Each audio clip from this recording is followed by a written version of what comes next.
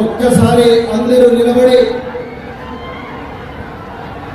మన జాతీయ అధ్యక్షురాలు గుర్తు మహిళ ఈ దేశంలో సామాజిక న్యాయం కోసం సర్వం త్యాగం చేసి మన కోసం పోరాడుతున్న భావి భారత ప్రధాని బహన్జీ కుమారి మాయావతి గారిని దయచేసి ఒక్కసారి గట్టిగా చెప్పండితో స్వాగతం పలకాలని కోరుకుంటున్నాను.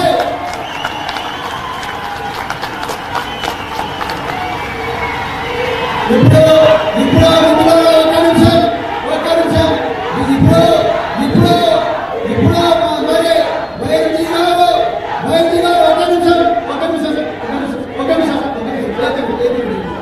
ఇప్పుడు మన పవిత్రమైన బహుజన సమాజ్ పార్టీ పతాకాన్ని మన జాతీయ అధ్యక్షురాలు ఉత్తరప్రదేశ్ మాజీ ముఖ్యమంత్రి గారు బహన్జీ కుమారి మాయావతి గారు ఎగరేస్తారు. ఎగరేసిన తర్వాత అందరూ పిడికిని పైకెత్తి ఇక్కడ బహుజన గీతాలను దయచేసి అందరూ కూడా మరి బహుజన గీతాన్ని పాడి తమ నివాళులు మానీయులకు అర్పించాల్సిందిగా మరి కోరుకుంటున్నాను మిత్రులారా.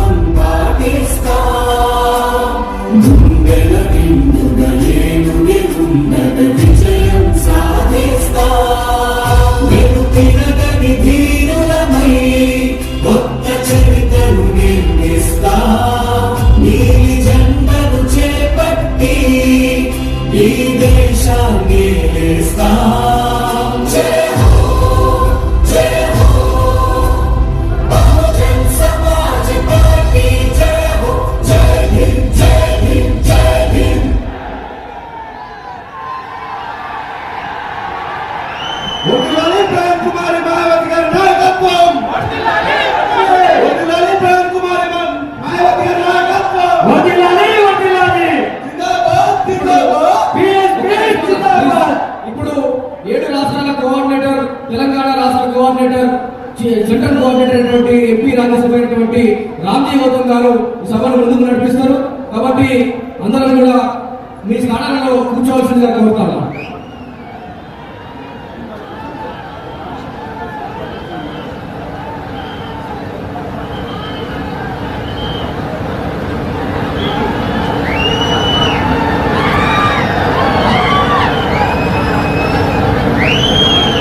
देश में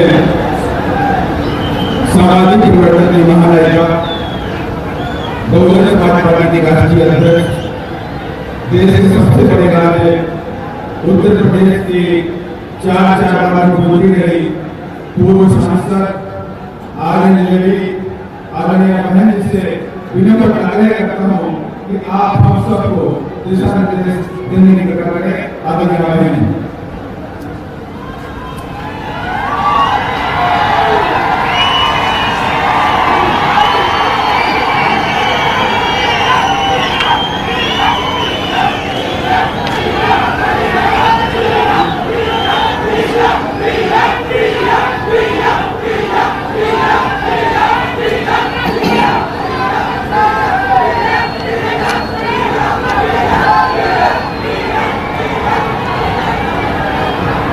तेलंगाना स्टेट के कोने कोने से आए हुए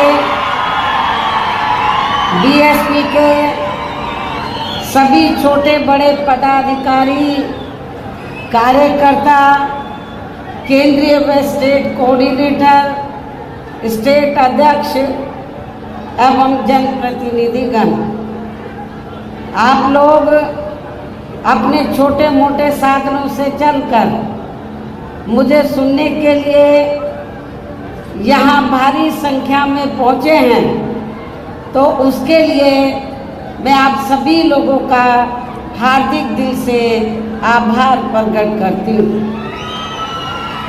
और अब मैं आपके तेलंगाना स्टेट एवं यहाँ की आम जनता तथा विशेषकर SC, ST, OBC, मुस्लिम, ईसाई व अन्य धार्मिक अल्पसंख्यक समाज के लोगों के हितों में कुछ जरूरी बातें रखूं, लेकिन उससे पहले यहाँ मैं देश में समय समय पर जन्मे अपने उन सभी महान संतों, गुरुओं व महापुरुषों में भी खासकर महात्मा ज्योतिबा फूले, छत्रपति शाहू जी महाराज, नारायणा गुरु, पेरियार जी, बाबा साहब डॉक्टर भीमराव अंबेडकर एवं मान्यवर श्री कांशीराम जी आदि को भी पूरे तय दिल से नमन करती हूँ,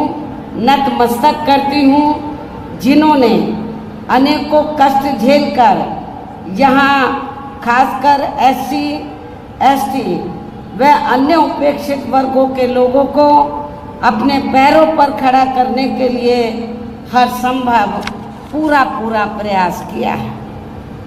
और जिनसे प्रेरित होकर व जिनके बताए हुए रास्तों पर चलकर ही मैंने खुद भी अपनी पूरी जिंदगी समर्पित की है।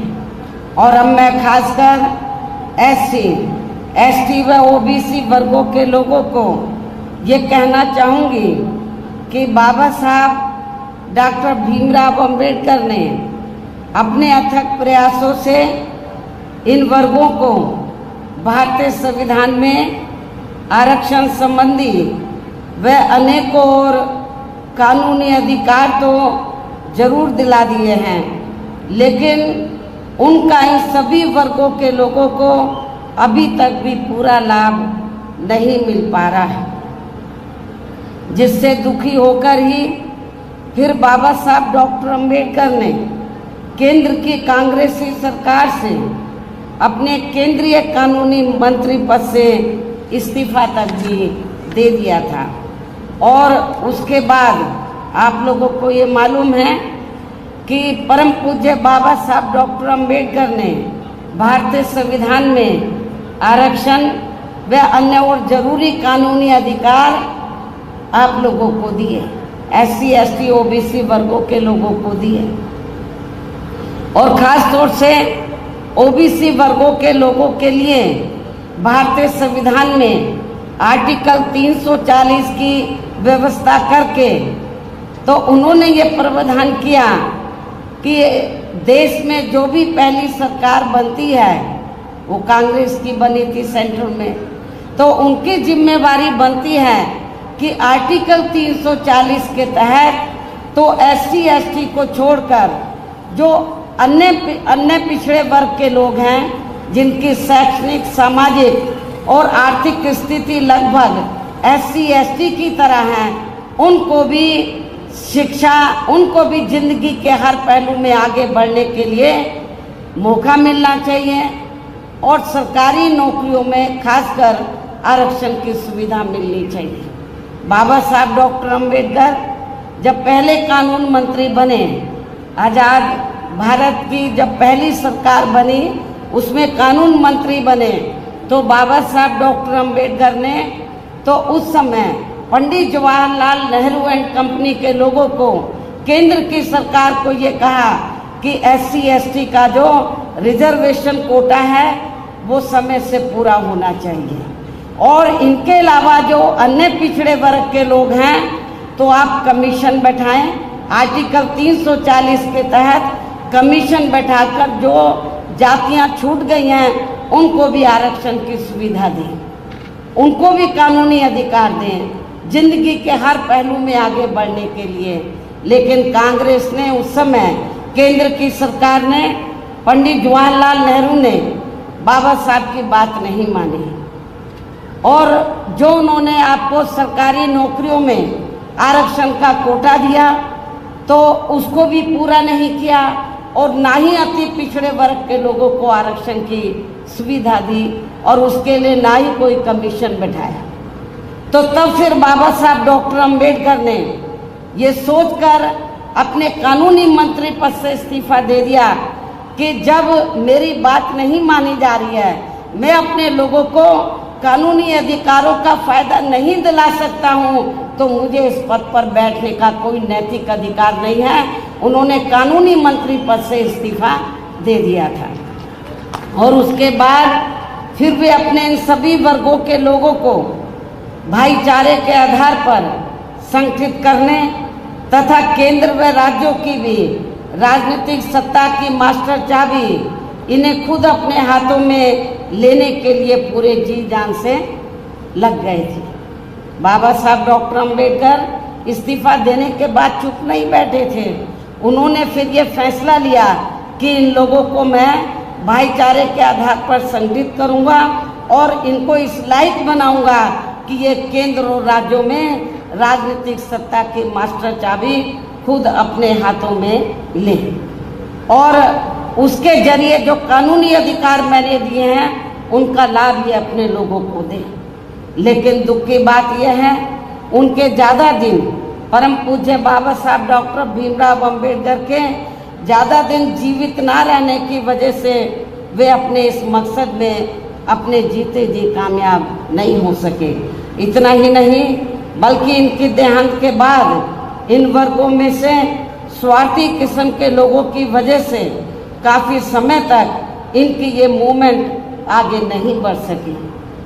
किंतु इन वर्गों के लोगों को मान्यवर श्री कांची राम जी का बहुत बहुत आभारी होना चाहिए, जिनके त्याग, तपस्या व अथक प्रयासों से फिर बाबा साहब डॉक्टर भीमराव अंबेडकर की ये मूवमेंट बामसेफ, DS4 व BSP के राजनीतिक मंच के जरिए काफ़ी कुछ आगे बढ़ी है और उनके जीते जी व देहांत के बाद भी मैं खुद भी पूरे जी जान से उनके इस मिशन को आगे बढ़ाने में पूरे जी जान से लगी हुई हूँ, जिसके तहत ही आबादी के हिसाब से देश के सबसे बड़े प्रदेश उत्तर प्रदेश में सर्व समाज में से खासकर गरीबों, दलितों, आदिवासियों, पिछड़े वर्गों, मुस्लिम व अन्य धार्मिक अल्पसंख्यक समाज के लोगों को भाईचारे के आधार पर संगठित करके फिर वहाँ मेरे नेतृत्व में हमारी पार्टी को, जो आबादी के हिसाब से देश का सबसे बड़ा प्रदेश है, फिर वहाँ मेरे नेतृत्व में हमारी पार्टी को 4 बार अपनी सरकार बनाने का मौका मिला और वहाँ हमारी पार्टी ने राजनीतिक सत्ता की मास्टर चाबी के जरिए इन वर्गों के लोगों को कानूनी अधिकारों का पूरा लाभ दिया है। उनके विकास व उत्थान के लिए अनेकों ठोस कदम उठाए गए। कानून व्यवस्था को सख्त करके उन्हें स्वाभिमान की जिंदगी बसर करने का भी मौका दिया गया है। खासकर यूपी में SC, ST व OBC वर्गों का सरकारी नौकरियों में विशेष अभियान चला के अधूरा पड़ा आरक्षण का कोटा पूरा किया गया। इनको व अन्य सभी समाज के गरीब एवं बेरोजगार लोगों को भी दूसरी पार्टियों की सरकारों की तरह उन्हें बेरोजगारी भत्ता न देकर सीधे तौर पर रोटी रोजी के साधन भी उपलब्ध कराए हैं। यहाँ मैं आपको ये बताना चाहती हूँ, एक फैशन सा बन गया है नौजवानों की वोट को लेने का। जब भी इलेक्शन होता है, या पार्लियामेंट का हो या असेंबली का हो, खासकर कांग्रेस पार्टी का हमेशा हर चुनाव में ये कहती है कि जब हमारी सरकार बन जाती है, कांग्रेस बोलती है जब कांग्रेस पावर में आ जाएगी तो जो नौजवान गरीब बेरोजगार लोग हैं तो उनको रोटी रोजी के साधन तो उपलब्ध नहीं करा पाएगी, लेकिन उनको बेरोजगारी भत्ता 2-3 हज़ार रुपये जरूर दे देगी। मैं समझती हूँ ये ठीक नहीं है। हमारी पार्टी इसमें भरोसा नहीं रखती है, इस सोच में, इस नीति में भरोसा नहीं रखती है और हमने केवल कहानी करके दिखाया। और उत्तर प्रदेश में मैंने अपनी 4 हुकूमतों में वहाँ पे जो नौजवान गरीब लोग थे, बेरोजगार लोग थे, उनको बेरोजगारी भत्ता नहीं, बेरोजगारी भत्ता क्या 4-5 हज़ार रुपये दे दो, उससे क्या आपका घर का खर्चा चल पाएगा? मैं समझती हूँ नहीं चल पाएगा। तो हमारी सरकार ने वहाँ दूसरी पार्टियों की तरह बेरोजगारी भत्ता ना देकर गरीब और बेरोजगार लोगों को, नौजवानों को हमने बड़े पैमाने पर वहाँ रोटी रोजी के साधन उपलब्ध कराए। और इतना ही नहीं, जो वहाँ पर भूमिहीन गरीब लोग थे उनको खेती करने के लिए हमने 3-3 एकड़ के हिसाब से सरकारी फ्री जमीन भी दी। लेकिन आपके तेलंगाना स्टेट में मुझे मालूम हुआ, यहाँ के आपके तेलंगाना स्टेट के जो मुख्यमंत्री हैं श्री KCR के बारे में मुझे मालूम हुआ कि इन्होंने हमारी सरकार की नकल तो जरूर की यहाँ पर, लेकिन उसको ज़मीनी हकीकत में अमली जामा नहीं बनाया। इन्होंने कहा कि जो दलित वर्ग के लोग हैं या गरीब लोग हैं उनको 3-3 एकड़ हम खेती करने के लिए ज़मीन फ्री देंगे, लेकिन उन्होंने ऐसा नहीं किया। केवल कागजों में ज़रूर ज़मीन दे दी, लेकिन ज़मीनी हकीकत में, प्रैक्टिकल में आप लोगों को ज़मीन नहीं दी है। हमने उत्तर प्रदेश में सरकारी खर्चे से गरीब आवासहीनों के पक्के मकान बना कर दिए। जिनके पास अपने घर नहीं थे, सरकारी पैसे से हमने पक्के मकान बना कर दिए। और इतना ही नहीं, जो SC ST वर्ग के लोग जिन्होंने बैंकों से कर्जा लिया हुआ था अपने छोटे मोटे काम के लिए और वो पैसा नहीं, कर्जा अदा नहीं कर पाए थे, हमने सरकार के पैसे से उनका कर्जा अदा किया, कर्जे से मुक्त उनको कराया हमने। ऐसे अनेकों और भी महत्वपूर्ण फैसले लिए गए जिससे इनकी काफ़ी हद तक आर्थिक स्थिति मजबूत हुई है। साथ ही डॉक्टर अंबेडकर ग्राम विकास योजना व मान्यवर श्री कांशीराम जी शहरी विकास योजना के तहत गांवों व शहरों में रहने वाले दलितों एवं अन्य उपेक्षित वर्गों के लोगों की बस्तियों को भी सभी जरूरी सुविधाओं से जोड़ा है, जिनकी जातिवादी सरकारों में चलते यहाँ हर स्तर पर काफ़ी ज़्यादा उपेक्षा की गई है। इनके अलावा सर्व समाज में से गरीबों, बेरोजगारों, मजदूरों, कर्मचारियों, किसानों, व्यापारियों व अन्य मेहनतकश लोगों के हितों में भी अनेकों ऐतिहासिक कार्य किए हैं, जिनकी काफ़ी कुछ जानकारी आपके स्टेट के लोगों को भी है, उन्हें मैं दोहराना नहीं चाहती हूँ। इतना ही नहीं बल्कि हमारी पार्टी की रही सरकार ने विशेषकर दलित एवं अन्य उपेक्षित वर्गों में जन्मे अपने महान संतों, गुरुओं व महापुरुषों आदि को भी विभिन्न रूपों में पूरा आदर सम्मान दिया है। इनके सम्मान में नवनिर्मित जिलों के नाम रखे गए तथा जनहित की अनेकों योजनाएं भी शुरू की गई। इनके आदर सम्मान में ऐतिहासिक स्मारक, गार्डन, पार्क आदि बनाए गए तथा इनकी काफ़ी भव्य प्रतिमाएं भी लगाई गई, जिनकी इन सब मामलों में विरोधी पार्टियों की रही सरकारों में वहाँ काफ़ी उपेक्षा की गई है। जबकि आपके यहाँ तेलंगाना स्टेट में बीएसपी के थोड़ा मजबूत होते ही अब यहाँ की वर्तमान श्री केसीआर की पार्टी की जो सरकार है वो अपने राजनीतिक स्वार्थ में खासकर एससी, एसटी व ओबीसी वर्गों के मसीहा परम पूज्य बाबा साहब डॉक्टर भीमराव अंबेडकर के नाम पर कुछ सरकारी स्थलों के नाम रखने तथा उनकी ऊंची प्रतिमा लगाने व विभिन्न योजनाएं चलाने आदि की भी याद आने लगी है, जिसका वास्तव में पूरा क्रेडिट व श्रेय यहाँ की मौजूदा राज्य सरकार को नहीं जाता है, बल्कि बीएसपी के हर उस छोटे बड़े कार्यकर्ता, पदाधिकारी आदि को जाता है, जिनकी वजह से अब यहाँ अपनी पार्टी का जनाधार बढ़ा है, जिससे घबराकर फिर यहाँ की वर्तमान राज्य सरकार को ये सब करने के लिए मजबूर होना पड़ा है। मुझे ये भी मालूम हुआ कि यहाँ के मुख्यमंत्री ने 2-3 बार ये कहा कि बाबा साहब डॉक्टर अंबेडकर ने जो भारतीय संविधान बनाया है तो हम उसको बदल देंगे, वो हमारी सोच के मुताबिक नहीं है। लेकिन जब हमारे लोग इसके खिलाफ मैदान में उतरे तो अपनी इस कमी पर पर्दा डालने के लिए, आपको खुश करने के लिए ये सब नाटकबाजी इनको करनी पड़ी है।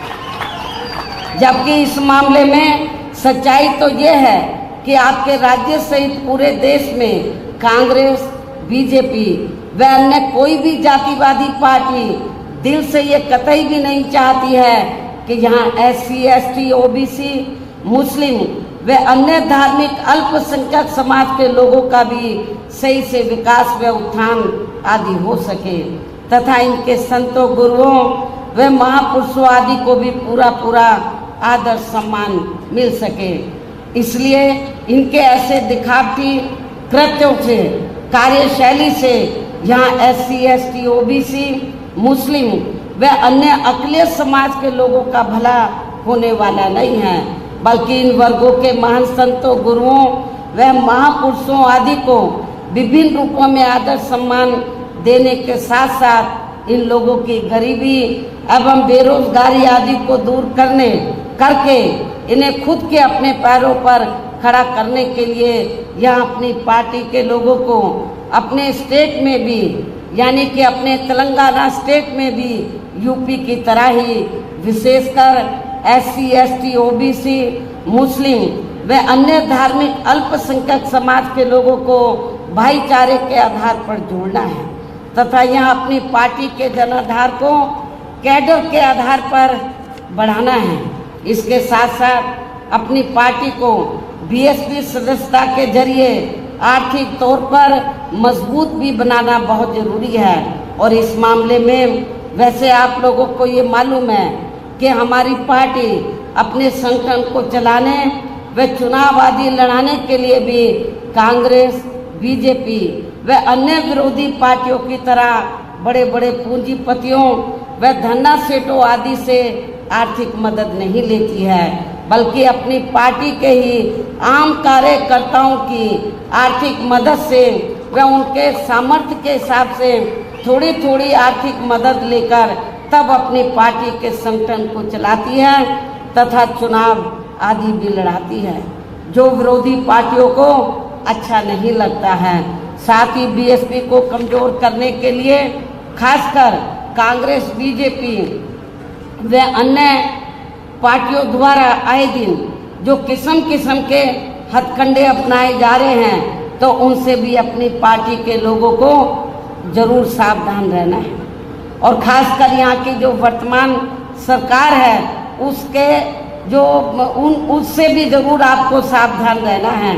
और इस संबंध में सावधानी के तौर पर यहाँ मैं ये भी कहना चाहूँगी, देश के जिन जिन राज्यों में हमारी पार्टी मजबूत हो रही है, देश के जिन जिन राज्यों में हमारी पार्टी मजबूत हो रही है, तो वहाँ विरोधी पार्टियों ने पर्दे के पीछे से विशेषकर दलित व अन्य कमज़ोर वर्गों में से स्वार्थी किस्म के लोगों को इस्तेमाल करके तथा उनके जरिए अनेकों दलित एवं पिछड़े वर्ग के संगठन व छोटी छोटी पार्टियां भी काफ़ी बनवा दी गई हैं, ताकि चुनाव के दौरान वे अपने हिसाब से, यानी कि विरोधी पार्टियां अपने हिसाब से बीएसपी की मजबूत सीटों पर खासकर दलित, आदिवासी व अन्य पिछड़े वर्ग के उम्मीदवार उतारकर उनका वोट बांट सके, जिससे फिर हमारी पार्टी चुनाव में अपना उम्मीदवार ना जिता सके तथा फिर ये पार्टी,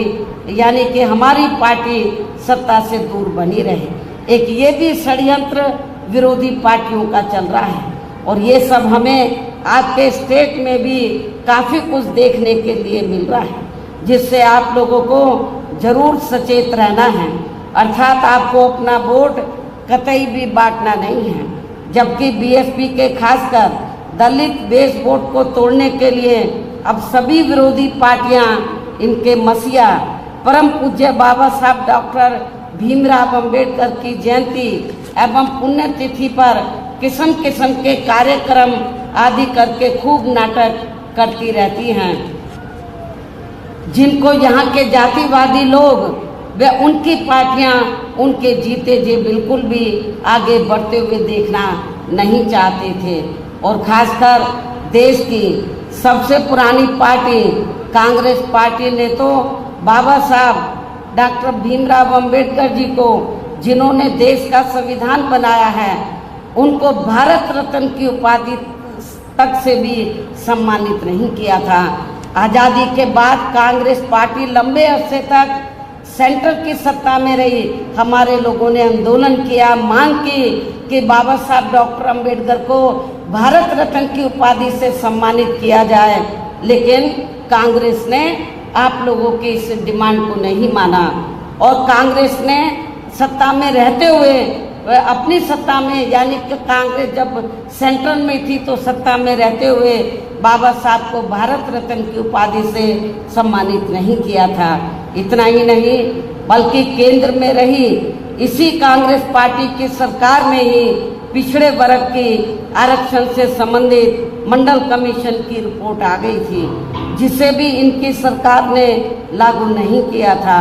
तब फिर बीएसपी ने अपने अथक प्रयासों से केंद्र में रही श्री बीपी सिंह की सरकार से उनसे इसे ये कह के लागू करवाया था।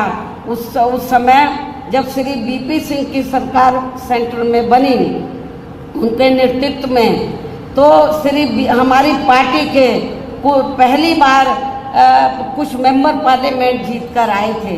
खाता खुला था पार्लियामेंट में और मैं भी मेंबर पार्लियामेंट बनी थी, लोकसभा में मैं चुनकर आई थी।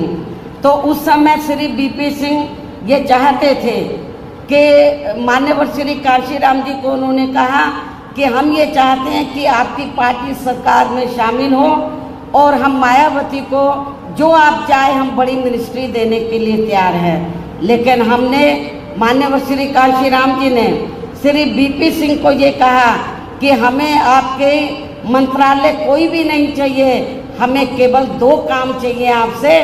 एक तो बाबा साहब डॉक्टर अंबेडकर को भारत रत्न की उपाधि से आप सम्मानित कर दो और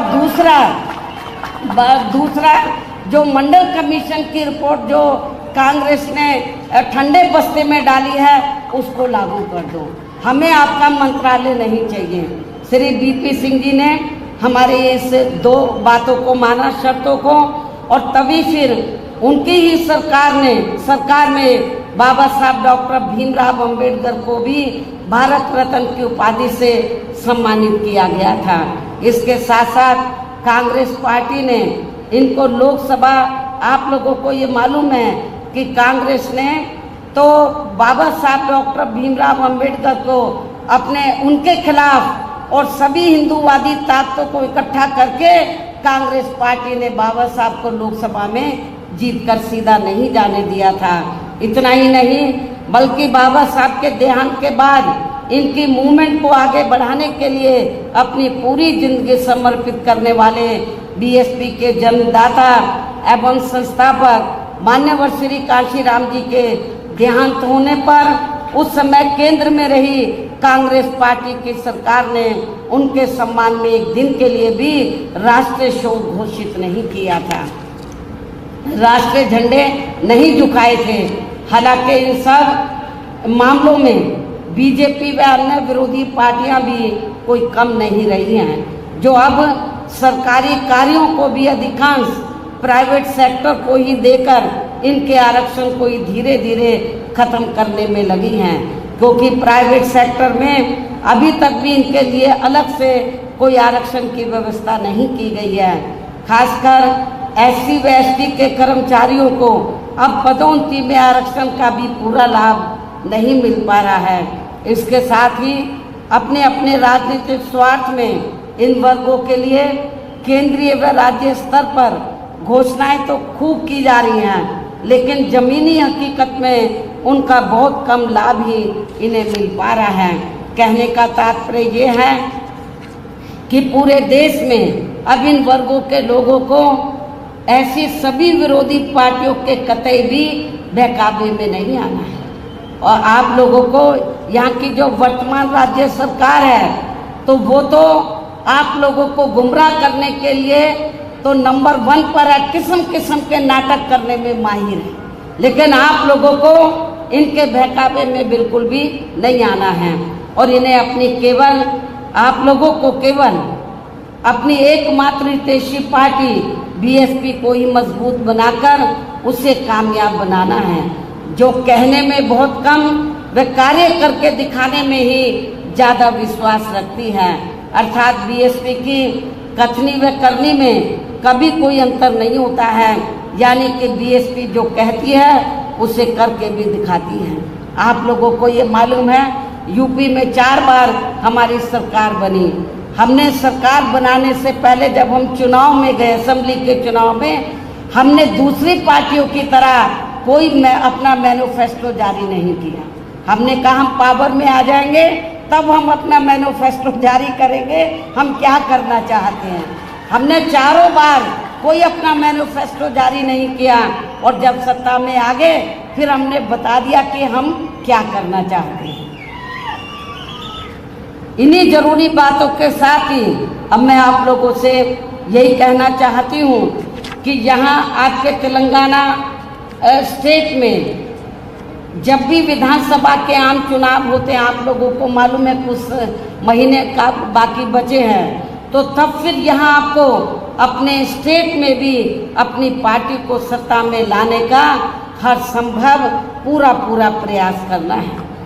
उसके बाद लोकसभा के आम चुनाव होंगे। लोकसभा आम चुनाव में भी आपको अपने प्रदेश से पार्टी के ज़्यादा से ज़्यादा सांसद जिता कर लाने हैं, मेंबर पार्लियामेंट जिता कर लाने हैं। वैसे आज आपकी ये जो भीड़ है और भीड़ के जोश को भी देखकर मुझे ऐसा ज़रूर लग रहा है कि इस बार आप लोग अपने प्रदेश से लोकसभा का आम चुनाव बाद में होगा, लेकिन लोकसभा आम चुनाव के साथ साथ विधानसभा जो पहले विधानसभा का आम चुनाव होगा, तो विधानसभा आम चुनाव में भी अपनी पार्टी का यहाँ बेहतर रिजल्ट जरूर लाएंगे तथा अपनी पार्टी की यहाँ हर हालत में जरूर सरकार बनाएंगे। यहाँ अपनी पार्टी की हर हालत में या जरूर सरकार बनाएंगे और सरकार बनने पर फिर यहाँ आपको पार्टी की ओर से मुख्यमंत्री हर मामले में काबिल व मिशनरी कार्यकर्ता को ही बनाया जाएगा। ये भी मैं आपको बताना चाहती हूँ। अर्थात फिर आपके स्टेट का आज मैं एडवांस में डिक्लेयर भी कर रही हूँ, आपको बता भी रही हूँ, घोषित भी कर रही हूँ। अर्थात जब हमें यह सरकार बनाने का मौका मिलता है तो फिर आपके स्टेट का मुख्यमंत्री यहाँ बीएसपी के स्टेट अध्यक्ष श्री RS प्रवीण कुमार को ही बनाया जाएगा, जो अपनी आईपीएस की बड़ी सरकारी नौकरी से इस्तीफा देकर व VRS लेकर अब पूरी मिशनरी भावना से यह अपनी पार्टी को मजबूत बनाने में लगे हैं। मुझे पूरा भरोसा है कि ये इस पद पर आसीन होकर फिर यूपी की तरह ही यहाँ अपने लोगों का हर स्तर पर प्राथमिकता के आधार पर पूरा ध्यान रखेंगे। इसके साथ ही ये यूपी की तरह ही यहाँ अपने संतों, गुरुओं व महापुरुषों आदि को भी पूरे दिल से आदर सम्मान देंगे। और इसके लिए आपके केंद्रीय स्टेट कोऑर्डिनेटर श्री रामजी गौतम भी मेरे दिशा निर्देशन में यहाँ के स्थानीय लोगों के साथ मिलकर अपनी पार्टी के जनाधार को बढ़ाने में व आर्थिक तौर पर मजबूती देने में भी पूरे जी जान से लगे हैं। मुझे ये मालूम है कि हमारे स्टेट के प्रेसिडेंट के साथ साथ यहाँ पर लोकल जो स्टेट कोऑर्डिनेटर हैं वो भी यहाँ पार्टी को मजबूत बनाने में पूरे जी जान से लगे हैं। उनसे भी मैं यहाँ कहना चाहूँगी कि वे यहाँ के स्टेट में होने वाले विधानसभा आम चुनाव, पहले विधानसभा का आम चुनाव होगा कुछ ही महीने में, यहाँ आपके स्टेट में होने वाले विधानसभा आम चुनाव व इसके बाद लोकसभा आम चुनाव में भी अपनी पार्टी का बेहतर रिजल्ट लाने में अपना पूरा योगदान देंगे। तन मन धन से पार्टी को मजबूत बनाएंगे। ये मेरी यहाँ के जो पार्टी के जो वरिष्ठ लोग हैं और हमारे केंद्रीय स्टेट कोऑर्डिनेटर हैं उनसे मेरी पुरजोर अपील है। आप सभी लोगों से, कार्यकर्ताओं से भी, सभी छोटे बड़े पदाधिकारियों से भी अपील है कि कोई भी काम कठिन नहीं होता है, लेकिन आपकी इच्छा शक्ति होनी चाहिए। आप ये तहिया कर लें कि हमें यहाँ के वर्तमान स्टेट गवर्नमेंट को हमें सत्ता से बाहर करना है। जो ये सपना देख रहे हैं कि हम बाबा साहब का संविधान बदल देंगे, आप लोगों को इस लायक उनको नहीं छोड़ना कि वो संविधान बदलने के लायक हो। उनको सत्ता से बाहर करके आप लोगों को सत्ता पर काबिज होना होगा। आपको मेहनत करनी होगी। यूपी में भी वहाँ के लोगों ने बहुत मेहनत की। आप लोगों को ये मैं बताना चाहती हूँ कि आप लोगों को लगता होगा कि यूपी में बीएसपी अब थोड़ा कमज़ोर क्यों हो रही है। बीएसपी कमज़ोर नहीं हो रही है। वहाँ पर जब तक उत्तर प्रदेश में बैलेट पेपर से चुनाव होता रहा, हमारी पार्टी का जनाधार आगे बराबर बढ़ा। और जब से चुनाव ईवीएम से हो रहा है तो समझ में नहीं आ रहा हमारा वोट कहाँ चला गया है। तो उसमें काफ़ी हेरा फेरी की है, धांधली ये की जाए। पहले कांग्रेस करती थी, अब बीजेपी कर रही है, स्थानीय पार्टी भी कर रही है। लेकिन जब ये लोग ईवीएम में धांधली करते हैं, कभी कभी धांधली करने वाले लोग जिनको ये इस्तेमाल करते हैं, कभी कभी उनका सिस्टम फेल भी हो सकता है। इसलिए आप लोगों को ठंडे होकर नहीं बैठना है। तो चाहिए ईवीएम से कराएं, कुछ भी करें, आप लोगों को हर प्रकार की तैयारी करके तो यहाँ पर अपनी सरकार बनाना बहुत ज़रूरी है। आप लोगों को मालूम है यहाँ की कुछ स्थानीय समस्याएं थी। जब आंध्र प्रदेश आपका पड़ोसी स्टेट है, तो जब ये तेलंगाना उसी का हिस्सा था, तो तेलंगाना के लोग ये स्ट्रगल कर रहे थे, इस क्षेत्र के लोग, कि उनका अलग से स्टेट बनना चाहिए। बहुजन समाज पार्टी पहली पार्टी थी जिसने पार्लियामेंट में पूरी दमदारी से आवाज़ उठाई और ये कहा कि तेलंगाना अलग से स्टेट बनना चाहिए।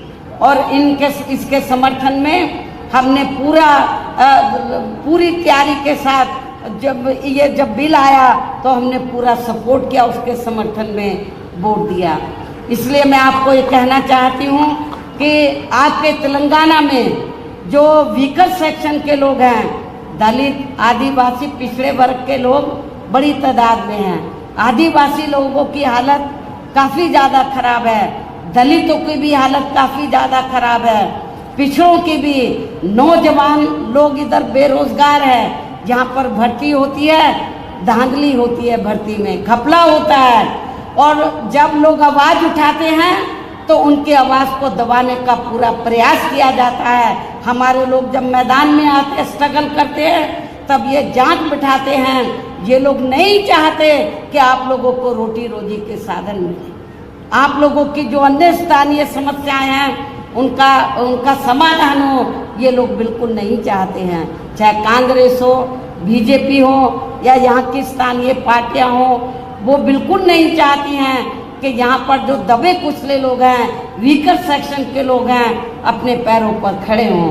तो मेरी आप लोगों से यही अपील है कि आप लोग यदि चाहते हैं मान सम्मान की ज़िंदगी बसर करना, स्वाभिमान की ज़िंदगी बसर करना, अपने पैरों पे खड़ा होना चाहते हैं, अपने संतों, गुरुओं और महापुरुषों को यूपी की तरह आदर सम्मान देना चाहते हैं, आप लोग जुर्म जाति से निजात पाना चाहते हैं, कितना बुरा हाल है अपने लोगों का। एक IAS ऑफिसर जाके बिहार में नौकरी करता है, उसकी हत्या कर दी जाती है, और उसके बाद जो हत्या में शामिल होता है वहाँ के वर्तमान राज्य सरकार उसको रिहा कर देती है, लेकिन यहाँ का आपका मुख्यमंत्री चुप रहता है और कुछ आवाज़ नहीं उठाता है। BSP ने इसके खिलाफ आवाज़ उठाई, ये गलत हो रहा है। लेकिन यूपी में हमने जो दबे कुचले लोग थे, जो पिछड़े वर्ग के लोग थे, उनको पूरा न्याय दिया, उनके ऊपर जुर्म जाति नहीं होने दी।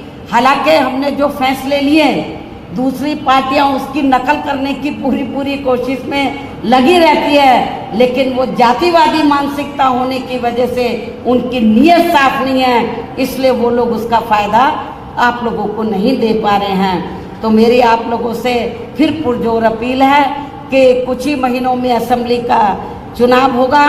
आप लोग चुनाव से पहले अपने संगठन को मजबूत करें, पार्टी के जनाधार को बढ़ाएं, खास तौर से वीकर सेक्शन में, माइनॉरिटीज़ में, और जो अपर कास्ट में से गरीब लोग हैं, मेहनत कश लोग हैं, उनको भी तैयार करें, सर्व समाज को जोड़ें, बहुत बड़ी ताकत बनाएं, जनाधार को बढ़ाएं, और ताकि आप लोगों की अपनी सरकार बने। इसी उम्मीद के साथ अब मैं आप लोगों का और ज़्यादा समय न लेते हुए आप लोगों से यही रजा लेती हूँ। जय भीम, जय भारत।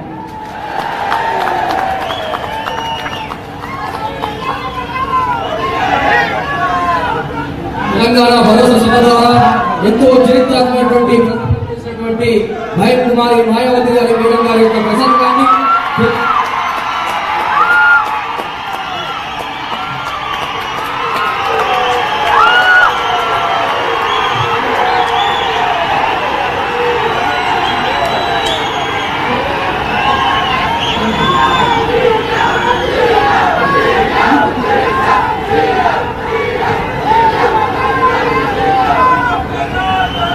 ఎంతో చరిత్రాత్మకమైన ప్రసంగాన్ని తెలుగులో అనువాదం చేయడానికి మన రాష్ట్ర ఉపాధ్యక్షులు దాగిన దయానందరావు గారు వారి మేడం గారి యొక్క ప్రసంగాన్ని తెలుగులో అనువాదం చేస్తారు.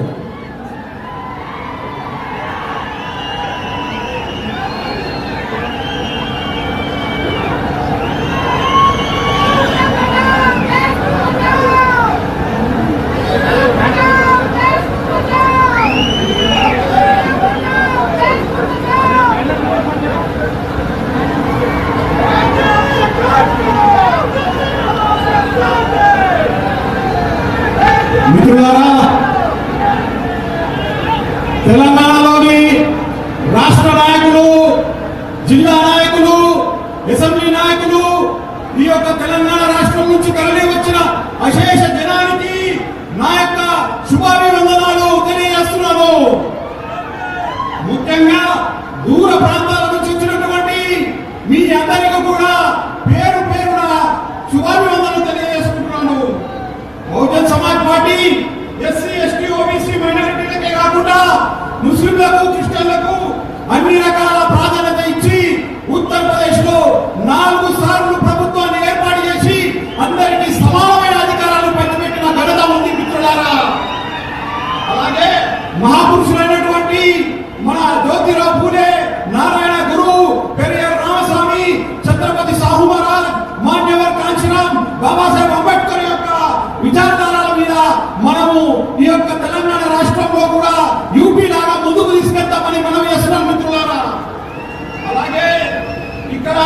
అనేక త్యాగాల మీద మనము ఈ యొక్క బహుజన్ సమాజ్ పార్టీని నిర్మాణం చేయడం జరిగింది.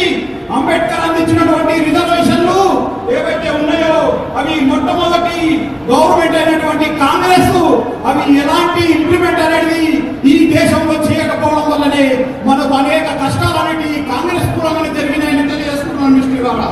అలాగే ఎస్సీ ఎస్టీ ఓబీసీల గురించి బాబాసాహెబ్ అంబేద్కర్ 340 340 ఆర్టికల్ ని మనకు రాజ్యాంగబద్ధంగా పొందుపరచడం వల్లనే మనకు ఎన్నో లాభాలు బీసీ ఓబీసీ వర్గాలకు జరిగిందని తెలియజేస్తున్నాం మిత్రులారా. అలాగే మన యొక్క అంబేద్కర్ మొట్టమొదటి లా మినిస్టర్ గా ఉన్నప్పుడు మన అందరికీ కూడా సమాన అధికారాలు హక్కులు లభించాలని చెప్పి మనకు రాజ్యాంగబద్ధంగా అందరికీ ఎస్సీ ఎస్టీ బీసీ మైనారిటీలకు అందరికీ న్యాయం చేయాలని ఆలోచన చేసి జవహర్లాల్ నెహ్రూతో పోరాడి మహిళలకు కూడా సమాన అధికారాలు కావాలని అడిగి బీసీలకు కూడా సమాన అధికారాలు కావాలని చెప్పి వారు దానిని ఒప్పుకోనందుకు వారి యొక్క మంత్రి పదవిని రాజీనామా చేసిన ఘనత బాబాసాహెబ్ అంబేద్కర్ తెలియజేస్తున్నాం. మనము ఈ దేశంలో రాజ్యాధికారం దక్కించుకోవాలంటే మాస్టర్ కి అనేది మన చేతికి అందాలి మిత్రులారా. మనము మాస్టర్ కి చేతిని అందించుకున్నప్పుడే ఈ యొక్క బహుజనుల బతుకులు మారుతాయని తెలియజేస్తున్నాం మిత్రులారా. అలాగే మనము ఆలోచించుకున్నట్టయితే మనకు మాన్యవర్ కాంచీరామ్ గారు బహుజన్ సమాజ్ పార్టీ నిర్మాణానికంటే ముందు మనకు బాంసెఫ్ నిర్మాణం చేయడం జరిగింది. అలాగే డిఎస్4 నిర్మాణం జరిగింది. ఆ తర్వాత బిఎస్పీని స్థాపించడం జరిగింది. ఈ యొక్క మిషన్ ఈ యొక్క భారతదేశంలో ఎంత పెద్ద జాతీయ పార్టీగా మనం ఆవిర్భవింపజేస్తున్నాం అనేది మీకు అందరికీ తెలిసిన విషయమే. ఉత్తరప్రదేశ్ లో మనం ఏవైతే సంస్కరణలు చేసినామో ఉత్తరప్రదేశ్ లో 4 సార్లు కుమారి మాయావతి గారు ముఖ్యమంత్రిగా అన్ని అధికారాలు ఎస్సీ ఎస్టీ బీసీ మైనారిటీలకు నిరుద్యోగులకు అందరికీ ఉపాధి వాళ్ళకు ఉద్యోగాలు కల్పించడం అనేది జరిగింది మిత్రులారా. అలాగే ఉత్తరప్రదేశ్ లో ఏదైతే మనకు ఈ రోజు ఇక్కడ కాపీ కొడుతున్నటువంటి కేసీఆర్ ఎవరైతే ఉన్నారో కేవలం పేపర్ల మీద మాత్రమే అవన్నీ కూడా ఇంప్లిమెంటేషన్ జరుగుతున్నాయి కానీ నిజానికి ఇక్కడ ప్రాక్టికల్ గా మాత్రం ఏమి కూడా ఇంప్లిమెంట్ చేయడం లేదు మిత్రులారా. కాబట్టి నేను ఒకటే విషయం చెప్తున్నాను, మనము ఒకవేళ బహుజన్ సమాజ్ పార్టీని మనం ఓటేసి గెలిపించుకున్నట్టయితే కుమారి మాయావతి ఏదైతే యూపీలో మనకు అందించినటువంటి రైతులకు ఎన్నో ఎకరాల భూమిని లక్షల ఎకరాల భూమిని మొట్టమొదటిసారి ముఖ్యమంత్రి అయినప్పుడు ఉచితంగా పంచడం జరిగింది మిత్రులారా. అలాగే పేపర్ల మీద మాత్రమే ఇక్కడ పంచినట్టు ఈ యొక్క కేసీఆర్ ప్రభుత్వం చూపించడం జరుగుతుంది. కానీ వాస్తవానికి ఉత్తరప్రదేశ్ లో అది పూర్తిగా డబుల్ బెడ్రూమ్ ఇల్లే కానివ్వండి అన్ని కూడా అక్కడ 4 సార్లు ముఖ్యమంత్రి అయినప్పుడు ఏవైతే పథకాలు అమలు చేశామో అవన్నీ ఇక్కడ అమలు పరుస్తున్నట్టు కేవలం పేపర్ల మీద మాత్రమే భ్రమింపజేస్తున్నాడు. కాబట్టి మీరంతా జాగ్రత్తగా ఉండాలి. ఈ యొక్క కాంగ్రెస్ తోని బీజేపీ తోని ఈ టీఆర్ఎస్ తోని వాళ్ళు కళ్ళబొల్లి మాటలు చెప్పి మిమ్మల్ని మోసం చేస్తారు మిత్రులారా. కాబట్టి మీరందరూ కూడా ఖచ్చితంగా మీ యొక్క రాబోయే ఎన్నికల్లో మనము మన యొక్క నాయకులను గెలిపించుకోవాల్సిన అవసరం ఉందని తెలియజేస్తున్నాం మిత్రులారా. ఇప్పుడు మనం చూసినట్టయితే బహుజన్ సమాజ్ పార్టీ మనకు ఒక మహానాయకుడిని ఈ రోజు కుమారి మాయావతి గారు రాబోయే రోజులలో మనకు ఈ తెలంగాణ రాష్ట్రానికి ముఖ్యమంత్రిగా ప్రకటించడం జరిగింది. ముఖ్యమంత్రి అలాగే మనము ఈ యొక్క ఎమ్మెల్యే ఎలక్షన్లే కాకుండా ఎంపీ ఎలక్షన్ లో కూడా మనం పెద్ద ఎత్తున మన యొక్క సత్తాను చాటాల్సిన అవసరం ఉందని తెలియజేస్తున్నాం మిత్రులారా. అలాగే మహాపురుషులైనటువంటి మన మహనీయుల యొక్క కట్టడాలు అంబేద్కర్ పార్కే కానివ్వండి లేదా యూనివర్సిటీ గౌతమ బుద్ధ యూనివర్సిటీ కానివ్వండి ఇంకా మహాపురుషుల పేర్ల మీద అనేక రోడ్ల పేర్లు కానివ్వండి అనేక సందర్భాలలో ఎన్నో గొప్ప గొప్ప సంస్కరణలు అనేది ఉత్తరప్రదేశ్ లో ఏదైతే చేయడం జరిగిందో అది ఇంకా తెలంగాణలో రాబోయే రోజుల్లో అవన్నీ ఇంకా అంతకంటే గొప్పగా మనం ఇక్కడ అమలు పరుచుకుందామని తెలియజేస్తున్నాం మిత్రులారా. అలాగే ఏదైతే దళితుల పట్ల ఘోరానికి ఘోరంగా ఈ కేసీఆర్ నోరు వెళ్ళకపోవడం అనేది మీరు చూస్తున్నారు మిత్రులారా. మొన్న జరిగినటువంటి బీహార్ లో ఒక ఐఏఎస్ ఆఫీసర్ కృష్ణయ్య అనే ఒక దళిత ఆఫీసర్ ని అక్కడ చంపినటువంటి వాళ్ళు అన్యాయంగా అక్రమంగా ప్రభుత్వం యొక్క విధి విధానాలను మార్చి మరి వారిని విడుదల చేయడం జరిగింది మిత్రులారా. కానీ ఉత్తరప్రదేశ్ లో మనము చట్టాన్ని చాలా గొప్పగా అమలుపరుచుకున్న చరిత్ర మనకు ఉంది మిత్రులారా. అట్లాగే ఎస్సీ ఎస్టీ బీసీలే కాకుండా అక్కడ వల్ల పేదలు కూడా ఎన్నో గొప్ప పథకాలు మనకు ఉత్తరప్రదేశ్ లో అమలుపరచుకోవడం జరిగింది మిత్రులారా. కాబట్టి మీ అందరికీ మనం చేస్తున్నాను, మీరంతా కూడా రాబోయే రోజులలో బహుజన్ సమాజ్ పార్టీని మహాపురుషుల యొక్క విచారాలని ముందుకు తీసుకెళ్లి ఈ యొక్క దేశంలోనే జాతీయ పార్టీ అయినటువంటి బహుజన్ సమాజ్ పార్టీని తెలంగాణ నుంచి నాంది పలకడం జరుగుతుంది తెలియజేస్తున్నాం మిత్రులారా.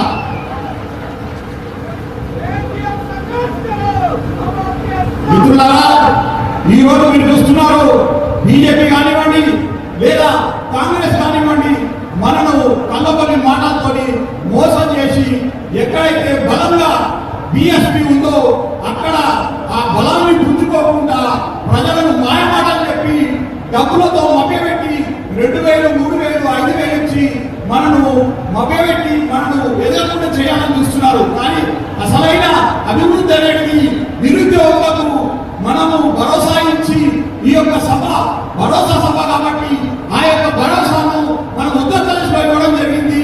మీకు ఇక్కడ కూడా తెలంగాణలో అదే భరోసాను కలిగించి రాబోయే రోజులలో సత్తాన్ని చాటుతామని తెలియజేస్తున్నాం మిత్రులారా. కాబట్టి మీరంతా కూడా బహుజన్ సమాజ్ పార్టీకి పెద్ద ఎత్తున మద్దతు తెలిపి కుమారి మాయావతి కూడా పెద్ద ఎత్తున మీరు ఒకసారి హర్షధ్వానాలతో వారికి కృతజ్ఞతలు తెలియజేయాలని తెలియజేస్తున్నాం మిత్రులారా. జై భీమ్, జై భారత్. ఇప్పుడు కాబోయే ప్రధానమంత్రి కుమారి మాయావతి మేడం గారికి తెలంగాణ రాష్ట్ర కాబోయే ముఖ్యమంత్రి డాక్టర్ ఆర్ఎస్ ప్రవీణ్ కుమార్ గారు అదేవిధంగా రాష్ట్ర నాయకులంతా కూడా గజమాలతో సత్కరిస్తారు. అదేవిధంగా ఏనుగు బొమ్మను జ్ఞాపకంగా అందజేస్తారు. అది ఇప్పుడు రాష్ట్ర అధికార ప్రతినిధి అర్నాథ్ గారు ఓటాకు చెప్పి ఈ కార్యక్రమాన్ని సభను ముగిస్తారు.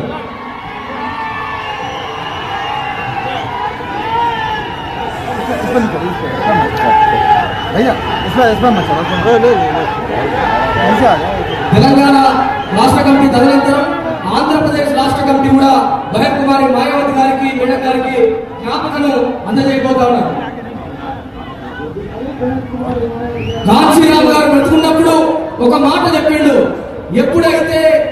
ఎక్కడైతే నీలి జెండా అదే విధంగా ఏనుగు గుర్తు నేను చనిపోయినాక కూడా కనబడుతుందో అక్కడ నేను మళ్ళీ బతుకున్నట్టని ఆయన చేసినటువంటి ప్రకటన ఎగురుతున్నటువంటి ఈ నీలి జెండా సాక్షిగా తెలంగాణ రాష్ట్రంలో మాటివారి కాంచీరామ్ గారు బతికే ఉండాలని చెప్పేసి అశేష జగబాగిని నిదర్శనంగా తెలియజేస్తా ఉన్నది.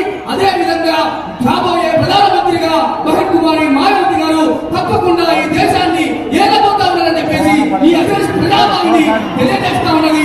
అదే విధంగా తెలంగాణ రాష్ట్రాన్ని 1,300 మంది అమరులు ఆత్మత్యాగం చేసినటువంటి తెలంగాణ రాష్ట్రాన్ని, సకల జనులు పోరాటం సాధించినటువంటి తెలంగాణ రాష్ట్రాన్ని, తప్పకుండా బందీ అయినటువంటి తెలంగాణ రాష్ట్రాన్ని డాక్టర్ ఆర్ఎస్ ప్రవీణ్ కుమార్ గారు ముఖ్యమంత్రి అయ్యి విముక్తి చేయబోతామని చెప్పేసి కదిలించినటువంటి